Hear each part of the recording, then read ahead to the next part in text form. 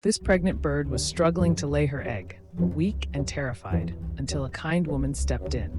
With gentle hands and expert care, she helped the mother release the egg. She kindly carried it and placed it in a warm, lighted nest. Days passed as she watched over it. Then, the miracle happened. The egg cracked, and a tiny baby bird began to emerge.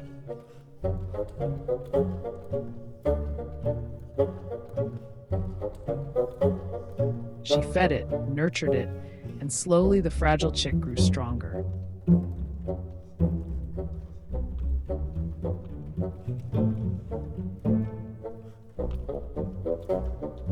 Feathers forming, eyes opening, chirping for the first time.